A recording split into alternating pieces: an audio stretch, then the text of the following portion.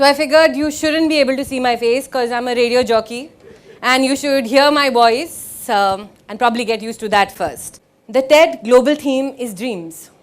I thought I'd be very cool and intellectual if I started with a quote from somewhere or a poem somewhere, and I Googled it. Did you know that Google produces 496 lakh results for dream quotes in 73 seconds? I'm assuming dreams is something that is very, very important to this world.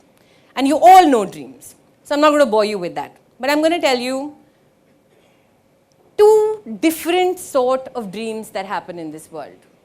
And I'm going to bring two characters for these two dreams. One is a friend of mine called Keshav, and one is me.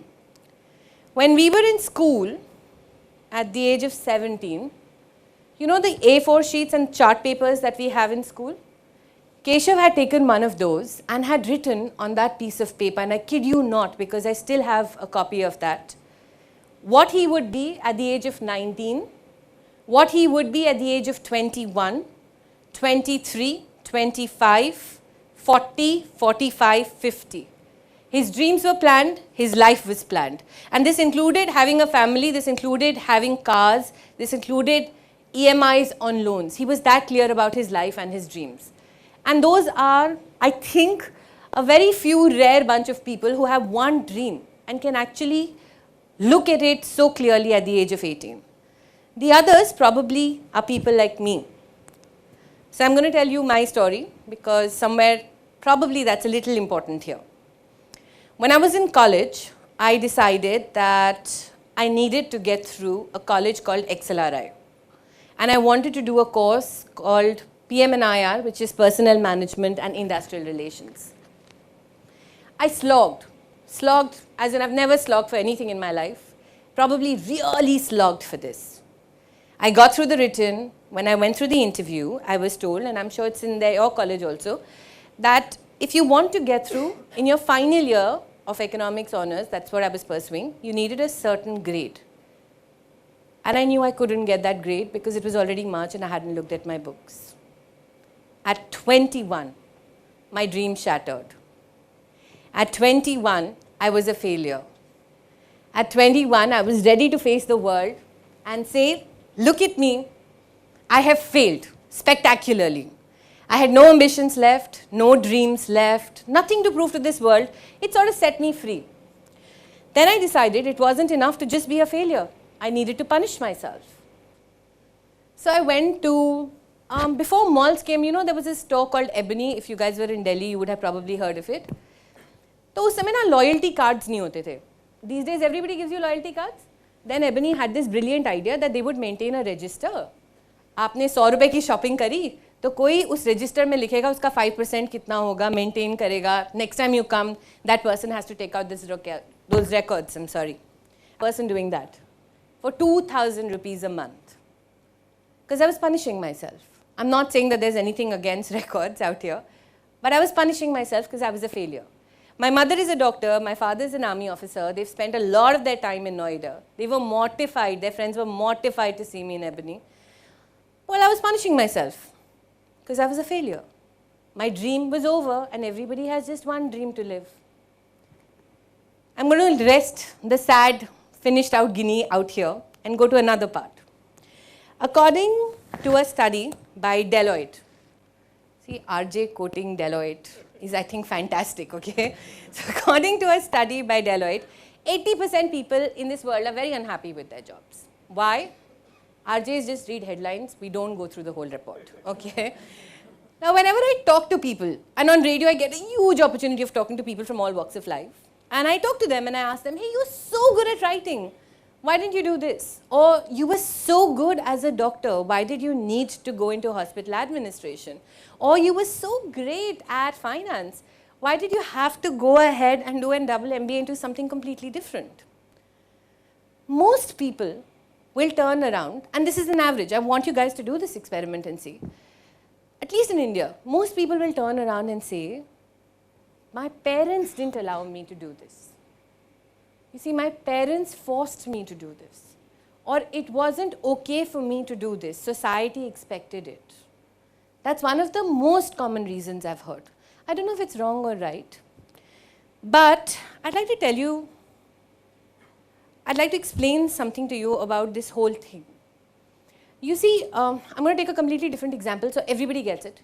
In the Indian culture, marriage is very sacrosanct, right? शादी हर जन्ने की हो जानी चाहिए, right time पे हो जानी चाहिए. Today you want to marry a girl. The gentleman in white wants to marry a girl. And he goes to his mom and dad and says that I want to marry this girl, and your mom says, no. Over my dead body, beta, no, you can't marry this girl. Your dad will sit in a corner, drop a little tear from the corner of his eye, your heart melts and you say, I can't marry this girl, I can't make my parents go so sad. 2 years later, like in every marriage, your marriage will have a little bit of a problem. Your parents will help you. But the same parents will tell you, beta, it's your life. You need to deal with it. We are there to support you, but you need to deal with it. And every one of us needs to realize this. It's not a bad thing or a good thing. But nobody is going to take onus of your decisions 2 years after you've made it. It's your life, beta. Deal with it. So really, there is an expiry date to what you can blame on others for not fulfilling in your dreams. So please do not get emotional in life and take decisions on dreams based on other people. Because it's much easier. There'll be ups and downs. It's much easier to deal with ups and downs on your own terms than to deal with mom and dad, society, people, their terms. This is not to say that you should not love your parents. This is just practical. In my case, my parents were probably the strongest thing I had. And that wasn't because they were the most supportive parents in this world, which they are, but because they had zero expectations from me. My father actually wanted me, and this is not a lie, and this is, please do not take this in a wrong sense. He actually wanted me to be a receptionist at an embassy. It was a pretty job. You would get a pretty sari to wear, you would have a fixed income, and you would be working for an embassy. That's perfect. My mother, who's a doctor, had a very ambitious goal for me. You know, when you go to a jewelry store, you've all been to a jewelry store? You know, so when you see a necklace, they don't give it to you to try on. The girl tries it on her neck. She wanted me to be that girl. I don't know why. But that was her level of ambition for me. And she's a doctor. So you see, anything I did in life was going to be good for my parents, right? Because you obviously would exceed these two dreams. So I had it easy. I wish everybody was as lucky as me, but I had it very easy out there. So of course, there was a broken Guinea at 21 who thought no dreams. The problem with people who are creative, the problem with people who have a brain, is that they never stop dreaming. So your first thing was, can't blame your dreams on others. And the second thing that I really want to tell you guys is that Keshav was very lucky. He had one dream at the age of 18, and he knew how to sustain himself. Most of you would be people like me, who would have different dreams at different times. And you need to be open to the idea of that. There is somebody who will have a fixed dream. There will be people who will have rotating, different, separate dreams. And that's absolutely fine. You need to evolve as a person. When I left Ebony after a while, I decided to dabble into journalism. Like he said, I worked with some of the finest newspapers that are there in the country. I was good. I was averagely good.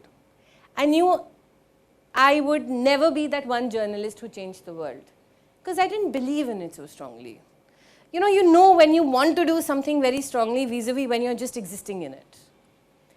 5 years into my journalism career, and I was doing reasonably well by all standards, there was a talk of a new radio station opening in the city, which was a talk radio station, and it was called Meow. How seriously can you be as a journalist to take a radio station called Meow? But I took it on because, you see, I was a loser again. I knew journalism wasn't my dream, it wasn't my forte. I could afford to take that risk. So I went into a talk radio station and I found my dream. So there was one dream I had decided for myself, XLRI, which didn't work out. There was one dream that was handed to me over a plate, which was a talk radio station. I loved it. Talk radio is probably a concept that's unheard of in India. Meow was probably one of the only stations that tried it. Nobody's ever tried it again. It is about how it's a radio station where you play very little music, but you talk and you engage with audiences. You debate. You ask them to participate. And that's when I realized the power of radio. That's when I realized that out of all the mediums that we have, radio is the only medium that could actually, in an informal way, affect a lot of change. So I found my dream. I was living it. It was a fantastic story. I didn't need to go any further with it, except my dream shattered again because the investors pulled out funding. Now, this wasn't my fault, but my dream had shattered again and I was dreamless yet again.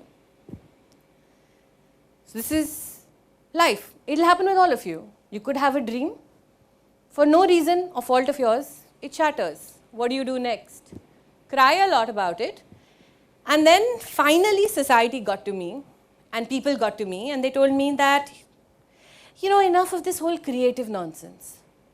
Why not, you look like you're intelligent, why not invest yourself into something that's secure? That's a word that we've all heard as children the maximum number of times. Security honi chahiye. When you're passing out of school, aisi jagah jana chahiye jahan security ho. Security is very important. I don't know why, but it's very, very important. I fell in the trap of security. I took up a management position.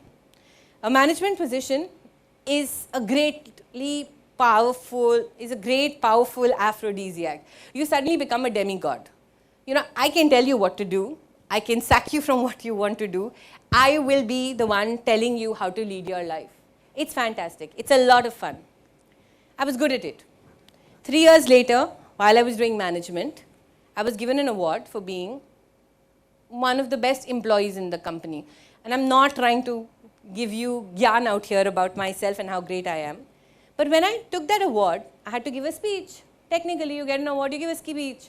I gave a perfect speech. It had no heart, it had no soul. Everybody knew that. I knew that. And I knew that this wasn't my dream, this wasn't something I was meant to do. And unfortunately, I knew what my dream was.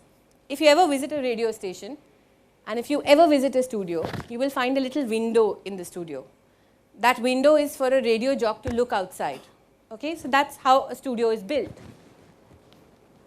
I would always be on this side of the studio, looking through the window inside the studio. Because somewhere I felt that that is where my dream lay. But to go there, I had to take back 5 steps in my career. It would mean going down 5 positions. It would mean giving up the security of a laptop, fancy trips, telling people what to do, getting power, all of that. And one day I decided it was totally worth it. And I gave it up and I went back on air. Now you'll think that, bhai, pehle radio karti thi, ab radio karti hai, what is the big deal? Pehle radio was English. Pehle radio was intellectual. This was commercial radio. This had all radio jockeys who only did prank calls. They did different voices. They played around with songs. They only did silly stuff. And how do you fit in there?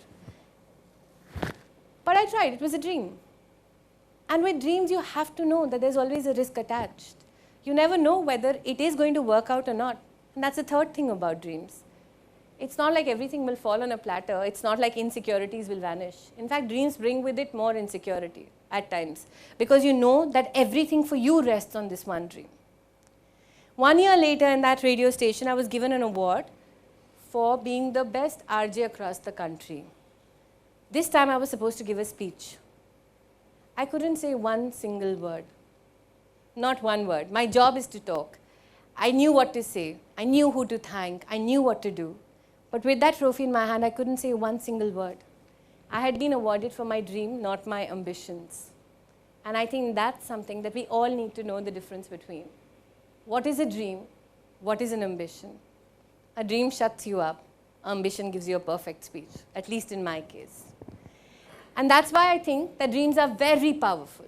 They are very evolving. They are fantastic. And I think everybody should have a dream and follow it. Now, the global theme of TED has been dreams, right? And the theme for the day is changing the face of the world. I do believe that 2 sorts of people believe that they can change the world. One who are extremely influential, very powerful, come from a position of strength and can truly change the world. The others who are a little silly to say, I can change the world, I feel. Because the world is very huge. Each of us, the best we can do is change the corner of the world that we occupy. And if we actually, all of us did that, the world would change. Radio, I believe, is the most effective medium of changing the world, because one of the biggest facets of changing the world would involve the word communication. Now you see, this speech is boring. Why is it boring to a large extent? First, okay, I'll take credit, I could be a little boring. But secondly, there's no interaction. This is a very formal way of giving out information. There is no talk happening. There is no two people communication happening. It's very formalized. Radio breaks down that very barrier. It's informal. It is chatty. You talk to each other. It's easier to influence thoughts in that manner. And that's why radio is very important. And I'm going to give you two examples of not changing the world, but changing the little corner that at least I occupy. All of you know about the Nirbhaya rape case. About a year and a half back, I think last Feb, there was a documentary that was released where Nirbhaya's rapists had given out statements in a documentary where they had said, and I will quote them, they had said, अगर वो चुप होकर rape करवा लेती, if she was quiet and she hadn't gotten raped, we wouldn't have had to insert rods into her. If she wasn't crying and flailing so much, we wouldn't have tried to kill her.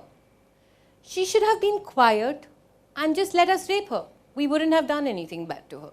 This was said in a documentary. It's something that I think everybody who heard the documentary, somewhere a little part of their soul just completely shivered and shriveled and died a little bit. This rapist is being represented by a lawyer. According to the Indian legal system, everybody should have a lawyer. Even Ajmal Kasab had a lawyer, right? Now this guy had a lawyer called AP Singh. So one day on the show, I called up AP Singh because I wanted to know, and this was just very genuine, that theek hai, it's your job to represent a rapist, but how does it feel and how tough is it to represent somebody who's so vile? How can you argue on the side of it? I understand it's your job, but isn't it very tough? This is the reason I called up Mr. Singh. When I called him up, Mr. Singh was fantastic. He told me, Madam, this guy might have been tortured for the documentary. And you see, madam, there are women out there who go out in the night. At 9 o'clock, they are on the streets. There are women in this country who are drinking. There are women in this country who are partying. Now, if you are going to do all of these things, somewhere you are calling out for it. Na? Itna violence nahi, but you might be calling out for it. He used examples like, जब लड़कियां शराब पीती हैं, their fathers cry because their drivers get them back home and touch them. And it was berserk what all he said on air. He said this on radio. I lost it. I'm a very impulsive person. If any of you have ever heard my radio show, I'm a bit of a fighter, quite a fighter. I lost it at this man.